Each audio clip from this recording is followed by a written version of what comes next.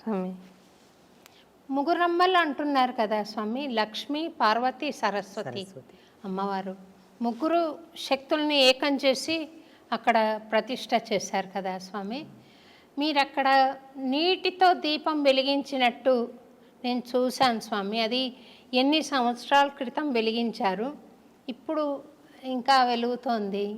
అది ఒకసారి ప్రేక్షకులకు కూడా మీరు తెలియజేస్తే బాగుంటుందేమో. 2011వ సంవత్సరంలోనే కార్తీక శుద్ధ పౌర్ణమి రోజు జగదంబల యొక్క ప్రతిష్ట అయ్యింది.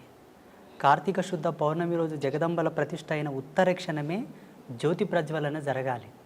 సూర్యకిరణాల చేత, అగ్ని లేకుండా, కృత్రిమమైనటువంటి అగ్నిని రాల్జించకుండా సహజ సిద్ధమైన సత్యాగ్నితోటి వెలిగించాలని సూర్యకిరణాలతో వెలిగించాం. 2011వ సంవత్సరం నుంచి ఇప్పటి వరకు నిరంతరాయంగా వెలుగుతూనే ఉన్నాయి. 13 సంవత్సరాలు. మనిషి సాధన ద్వారా పరమాత్మతో సత్సంబంధం ఏర్పరచుకోవడం మానవ జీవన పరమావధిగా చెప్తారు కదా స్వామి. మనుష్యాణం సహస్రేషు కశ్చిద్యతతి సిద్ధయే యతతామపి సిద్ధానాం కశ్చిన్మాం వేత్తి తత్వతః. అంటే 1000 మందిలో ఒకడు, కొంతమంది ప్రయత్నిస్తారు, 1000 మంది ప్రయత్నిస్తారు, అందులో ఏ ఒక్కడో ఇద్దరో కృతకృత్యులు అవుతారంటారు. మిగిలిన వాళ్ళు జన్మలు ఎత్తుతూనే ఉండాలా స్వామి? తప్పకుండా ఎత్తాలి. అంటే జన్మ యొక్క పరిపూర్ణమైన లక్ష్యం ఏమిటి అంటే, ఏ తత్వం నుంచి అయితే నువ్వు జాలువారి ఈ భూమికి పరిచయం అయ్యావో అదే తత్వం లోపల ఐక్యమైపోవడమే. ఐక్యమైపోవడానికి గల ఉత్తమమైనటువంటి సోపాన మార్గమే ఈ సాధన క్రమము, ఆధ్యాత్మికమైనటువంటి దర్పణం. ఈ ధార్మిక చింతననే దానికి సోపానమైనటువంటి మార్గం. ఇందులో ప్రథమ భూమిక ధార్మిక నిబంధనలలో ఏముంటుందంటే అహింస, శాంతి, నిత్యం పవిత్రత, సర్వమంగళ్యవర్ధమైనటువంటి జీవన విధానం ఇందులో ఉంటుంది. అందుకే ధార్మికతతోనే పరమాత్మను చేరుకోవడం సులభము, క్షేమకరము, అన్నిటికీ సయోగ్యమైనటువంటి మార్గమని మనకు ఉద్ఘాటించి చెప్పారు ఋషి పరంపరలు. అన్యమైన మార్గముల వెంబడ కూడా అవలంబింపవచ్చునేమో, బహుదుర్లభం, బహు కాఠిన్యము. అందుకు గల ప్రామాణికమైనటువంటి సూత్రము లేదు. ధార్మికంగా భగవత్ చింతనతో పరమాత్మతో ఐక్యమవ్వచ్చు, మన ముక్తిని, మోక్షాన్ని పొందవచ్చు అని అనేకులు నిరూపించి చూపించారు మానవాళికి. కొంతమంది మరణం పాలవుతున్నారు, కొంతమంది మృత్యును జయించి మీ బోటి మహానుభావులు బ్రతికుండంగానే పరమాత్మను దర్శిస్తున్నారు.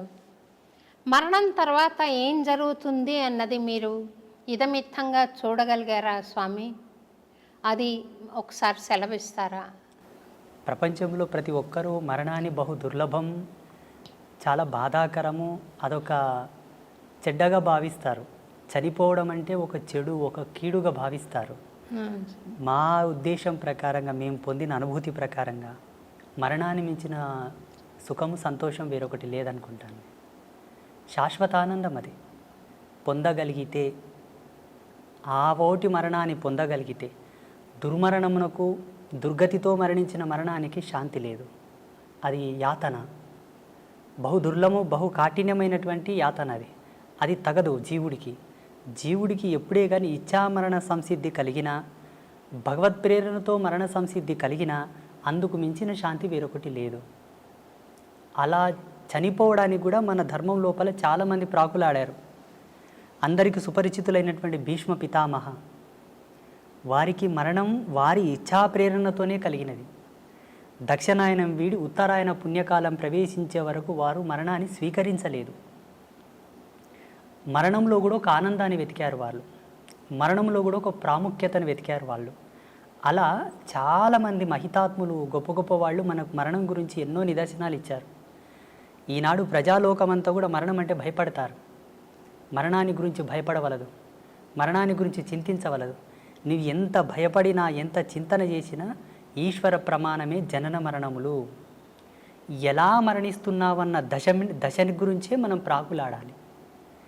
అన్ని ధర్మాలకు కట్టుబడి అన్ని ఆచార ధర్మాలకు నువ్వు కట్టుదిట్టమై ఉండి నడిస్తే తప్పకుండా సహజమైన మరణం, శాంతి మరణం, ఇచ్ఛామరణమే సంభవిస్తుంది. జీవుడు కాళ్ళు చేతులు గట్టి ఉండగా తనదైన విద్వత్తును, విజ్ఞానాన్ని కోల్పోయి ధర్మాన్ని విస్మరించి నడిచిన నాడు అకాల మృత్యువులే సంభవిస్తాయి. మరణం శాంతంగా, హాయిగా, ఆస్వాదించడానికి అలవు కానంత అద్భుతంగా ఉంటుంది. మేము ఆస్వాదించాము దాన్ని.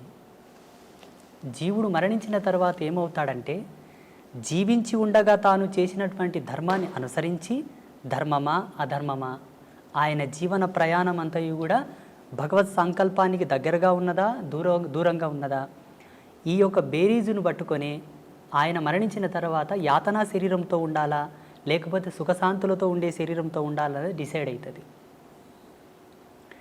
భగవంతుని నమ్ముకొని భగవంతుని యొక్క సేవ చేసుకొని భగవత్ తత్పరతతో జీవించిన వాళ్ళు ఎవరు కూడా యాతన అనుభవించలేదు.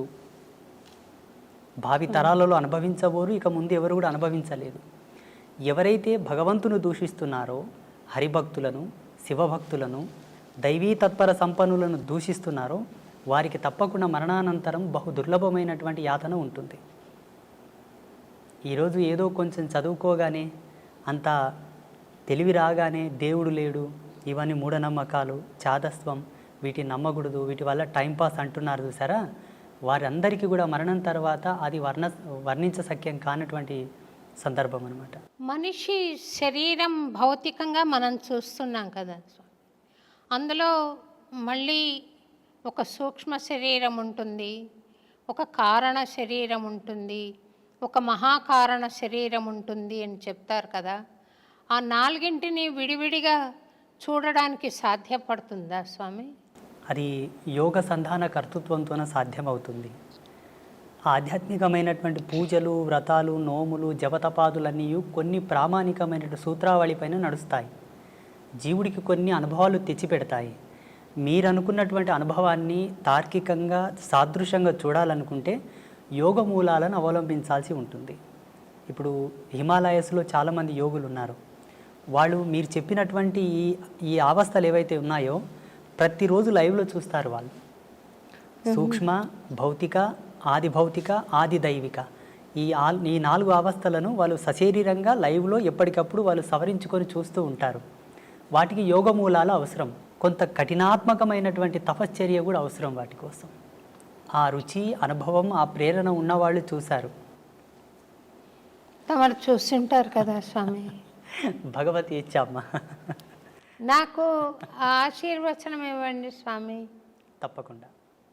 ఒక రకమైన అనుభూతి కలుగుతోంది, కానీ ప్రామాణికంగా నేను దాని గురించి ఇతరులకు చెప్పలేను. నాకు స్వానుభవైక వేద్యంగా ఉంది. అదేంటో అర్థం కాని తనంలో నేను అనుభవిస్తున్నాను స్వామి. అంటే ఒక బస్సు వెళ్తుంటే ఏ ఊరికి వెళ్తుందో తెలియకుండా ఎక్కి కూర్చుంటే ఆ ఊరు చేరుంటారు వాళ్ళు, కానీ అదేం ఊరు, ఎట్లా వెళ్ళాలి, మధ్యలో వచ్చే దారులేంటి, ఇవేం తెలియదు స్వామి.